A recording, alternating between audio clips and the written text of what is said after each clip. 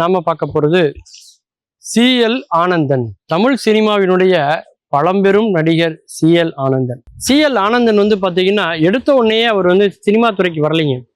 நாடகத்துறையில இருந்துதான் அதிலிருந்து தான் அவர் வந்து சினிமாவுக்கே வந்தார். அப்போ அவருக்கு வந்து துணை கதாபாத்திரங்கள் தான் கொடுக்கப்பட்டது. அந்த துணை கதாபாத்திரங்களை நடிக்கும் போது அவருடைய உடல் வலிமையை பார்த்து அவர் நல்லா வந்து அந்த மற்போரெல்லாம் செய்வாரு, வாள் சண்டையெல்லாம் நல்லா பண்ணுவாரு, குதிரைகள் மீது ஏறி போறது, இதெல்லாம் அவருடைய சாகசங்கள் எல்லாம் பார்த்து தான் அவருக்கு வந்து வில்லன் கேரக்டர் அவர் கொடுக்குறாங்க. வில்லன் கேரக்டர்ல இவர் அளவுக்கு பொருத்தமான ஆள் இல்லை அப்படிங்கிற அளவுக்கு மிக கனக்கச்சிதமாக பொருந்தி வந்தார் இவர்.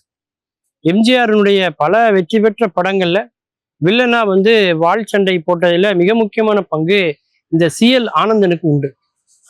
அப்படி இருக்கும்போது அவர் வந்து ஒரு ஹீரோவா ஒரு படத்தில் நடிக்கிறார். விஜயபுரி வீரன் அப்படின்னு அந்த படத்தோட பேர். அந்த படத்தினுடைய கதைப்படி அந்த ஹீரோக்கு வந்து நல்லா சண்டை போட தெரிஞ்சிருக்கணும், வாள் சண்டை, குதிரை ஏற்றம் போன்ற மல்யுத்தம்லாம் பண்ண தெரிஞ்சுக்கணும். அப்போ அதற்கான தேர்வு நடக்கும்போது இவரும் அதில் போய் கலந்துக்கிறார். கலந்துக்கிட்டு ஒரு வில்லன் நடிகராக இருந்தாலும் அந்த கதாநாயகனுக்குரிய எல்லா தகுதி இவருக்கு இருக்கிறதுனால இவருக்கு அந்த கேரக்டர் வந்து கொடுக்குறாங்க. அந்த படத்துல வந்து ஹேமலதா அப்படிங்கிறவங்க நடிகையா நடிக்கிறாங்க. அதுல இந்த படம் வந்து நல்ல ஒரு ஹிட் ஆகுது. அதன் பிறகு ஒரு லோ பட்ஜெட் படங்கள்ல எல்லாம் வந்து ஹீரோ வாய்ப்பு வந்து அவர் தேடி வந்துச்சு. அப்படி அவர் பல படங்கள்ல ஹீரோவாவே நடிச்சிருக்காரு.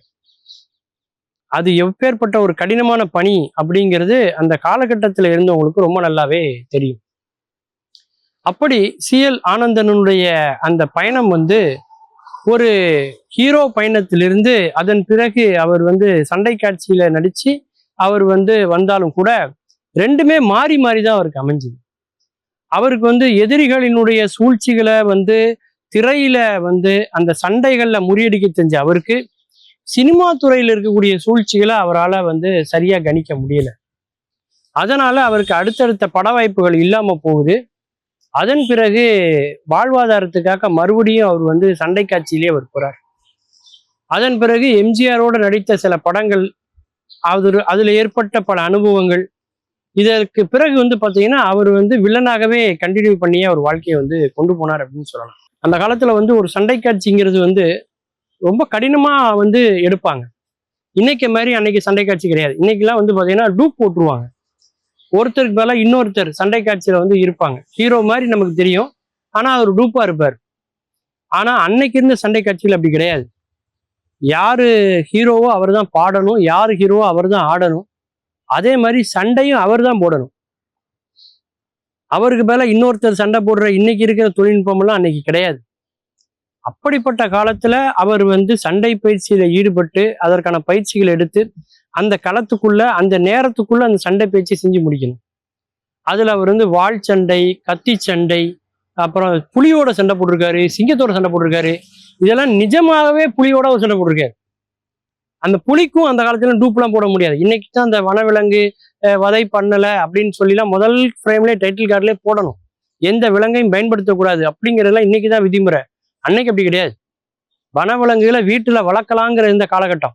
அதன் பிறகுதான் வனவிலங்கு தடுப்பு சட்டம் எல்லாம் இந்தியாவில கொண்டு வரப்பட்டுச்சு.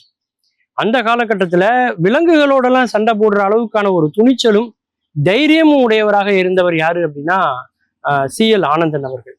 அதனாலதான் அவர் மிகச்சிறந்த வில்லனாகவும் இருந்தார். வில்லனிலிருந்து கதாபாத்திரம் மாதிரி அவர் கதாநாயகனும் வந்தார்.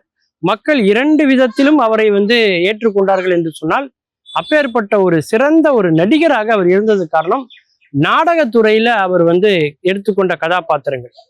அந்த காலத்துல பார்த்தீங்கன்னா சரித்திர நாவல்கள், கதைக்களங்கள், அரசியல்கள் சம்பந்தமா இருந்ததுனால சரித்திர படங்களுக்கு அவர் அப்படியே பொருந்தி வந்தார். அந்த காலகட்டத்தை அவர் சரியாக பயன்படுத்திக்கிட்டார் அப்படின்னே சொல்லலாம். மீண்டும் பல புதிய தகவல்களோடு அதில் அறியப்படாத பக்கங்களோடு உங்களை சந்திக்கிறேன். நன்றி, வணக்கம்.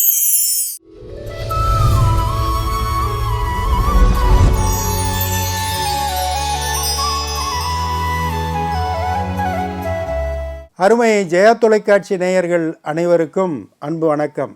சிரிப்போம் சிந்திப்போம் நிகழ்ச்சியிலே உங்களை எல்லாம் சந்திப்பதிலே மிக்க மகிழ்ச்சி. நமக்கு தெரியாததை அடுத்தவங்ககிட்ட கேட்குறதுக்கும் ஒரு முறை இருக்குது. முறைன்னா என்ன? கொஞ்சம் பணிவாக கேட்கணும், திமுறாக கேட்கக்கூடாது, தெனாவட்டாக கேட்கக்கூடாது, என்ன நமக்கு தெரியலை, அதை அடுத்தவங்ககிட்ட கேட்குறோம். அடுத்தவங்க சொல்கிறாங்கன்னா அவங்களுக்கு சரிங்க வாங்க போங்க அப்படி பேசி வந்து கேட்கணும். சென்னையில் தேனாம்பேட்டை சிக்னலில் ஒருத்தர் வேகாத வெயிலில் நிற்கிறார். அது பின்னாடி ஒருத்தர் வந்து நின்றவர், அவர் தோள்பட்டையில் டங்குன்னு ஒரு தட்டு இவர் அடிக்கிற மாதிரி தட்டிட்டு சைதாப்பேட்டை இதா அப்படின்னு கேட்குறாரு. அந்த சிக்னலில் நின்றவருக்கு வந்துச்சு பாருங்க கோபம். டக்குன்னு சொன்னார், திரும்பாமையே சொன்னார், இது சைதாப்பேட்டையில் தோள்பட்டை, சைதாப்பேட்டை இன்னும் போகணும் அப்படின்னு சொல்லிட்டு நடந்து போயிட்டார். இப்படி கேட்டோம்னா அப்புறம் அப்படி தான் பதில் வரும். ஒரு காரில் போவாங்க, ஒரு ஓரமாக நிப்பாட்டி இறங்கி கூட வேணாம், ஒரு கண்ணாடியை இறக்கி விட்டு பக்கத்தில் இருக்கவங்ககிட்ட, அங்கே உட்காந்துருக்கவங்ககிட்ட, ஐயா அந்த ஊருக்கு எப்படி போகணும், இந்த தெருவுக்கு எப்படி போகணும் கேட்கணும். அதெல்லாம் கேட்க மாட்டாங்க.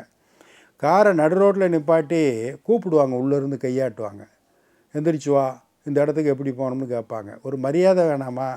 சில பேர் ஏசி கண்ணாடியை ஏற்றி விட்டுட்டு இறக்குறனா கூட ஏசி போயிடும்னு இறக்காமையே சத்தம் போடுவாங்க. வெளியே இருக்கவங்களுக்கு எப்படி கேட்கும்? இப்படியெல்லாம் வந்து வழி கேட்குறதுக்கு ஒரு முறைகள் இருக்குது. அது இல்லைன்னா அது சரியாக அமையாது. ஒரு ஒரு பரஸ்பரம் சுமூகமாக நடக்காது. அவன் எங்கிட்டாவது ஒரு பக்கம் கையை காமிச்சு விட்டு இந்த பக்கம் போகணும் மாற்றி காமிச்சிட்டாங்கன்னா என்ன பண்ணுறது? இப்போல்லாம் அப்படி இல்லை. இப்போல்லாம் கூகுள் ஆண்டவர் வந்துட்டார். அதில் வந்து கூகுள் மேப்பை போட்டிங்கன்னா அது மரியாதையாக அவங்கள கொண்டு போய் அங்கே விட்டுறோம். கூட்டம் இல்லாத ரோட்டில் எப்படி போகிறது, தெருவில் எப்படி போகிறதுன்னு கூட சொல்லி கொடுத்து கொண்டு போய் விட்டு வந்து வச்சுக்கோங்க. அந்த காலத்தில் வெளிநாட்டில் நடந்தது இது. ஒரு பாதிரியார், அவர் அந்த பகுதியில் இருக்கக்கூடிய புது சர்ச்சுக்கு சொற்பொழிவு ஆற்றுறதுக்காக வந்திருக்கார். அவர் வந்துக்கிட்டு இருக்கார், நடந்தே வந்துக்கிட்டு இருக்காருன்னு வச்சுங்களேன். வந்து ஒரு இடத்துல நிற்கிறார். சர்ச்சு எங்கேயோ போகணும், அந்த பாதை தெரியும். அவர் கையில் ஒரு லெட்டர் இருக்குது, அதை போஸ்ட் பண்ணணும். போகிற வழியில் அதை போஸ்ட் பண்ணிவிட்டு நம்ம வாட்டுக்கு போனோம்னா அங்கே போய் பிரசங்கம் பண்ணிவிட்டு வந்துடலாம், அவ்வளோதான். இவர் நின்றுக்கிட்டு இருந்தார். ஒரு 4 ரோடு பிரிகிற இடத்துல நின்றுக்கிட்டு இருக்கார். அங்கே ஒரு சின்ன பையன், அவன் பாட்டுக்கு போய்கிட்டு இருந்தான். அவனை, தம்பி இங்கே வாப்பா கண்ணு அப்படின்னு கூப்பிட்டார்.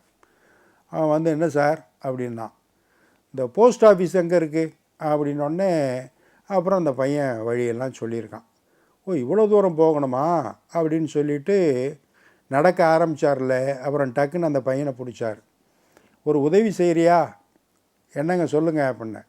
நான் பாதிரியாராக இருக்கேன், இங்கே இருக்கிற இந்த பக்கத்தில் சர்ச் இருக்குல்ல அந்த தெருவில். ஆமாம் இருக்குது. சாயந்தரம் கொஞ்சம் வந்துட்டு போறியா அப்படின்னாரு.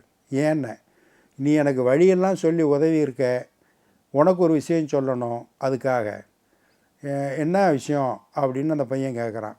ஒன்றும் இல்லை, சாயந்தரம் சர்ச்சுக்கு வந்தீங்கன்னா சொர்க்கத்துக்கு போகிறது எப்படிங்கிற வழி என் பிரசங்கத்தில் சொல்ல போகிறேன், நீ வந்து கேட்டுக்க அப்படின்னு ஏதோ உபகாரமாக செய்கிறதுக்காக சொல்லியிருக்கார். அப்படியெல்லாம் வர முடியாதுங்க அப்படின்னா அந்த பையன். ஏப்பா அப்படி சொல்கிற அப்படின்னேன். ஏங்க, உங்களுக்கு போஸ்ட் ஆஃபீஸுக்கு போகிறதுக்கே வழி தெரியல, நீங்கள் எப்படி எனக்கு சொர்க்கத்துக்கு போகிறதுக்கு வழி காட்டுவீங்க அப்படின்னா பாருங்கள். ஒரு சின்ன ட்விஸ்ட்டு தான் அந்த குழந்தைகிட்ட. எவ்வளோ நகைச்சுவை பாருங்கள். அடுத்த ஒரு நிகழ்வில் சந்திப்போம். இந்த நாள் இனிய நாளாக அமைய நல்வாழ்த்துக்கள். வணக்கம்.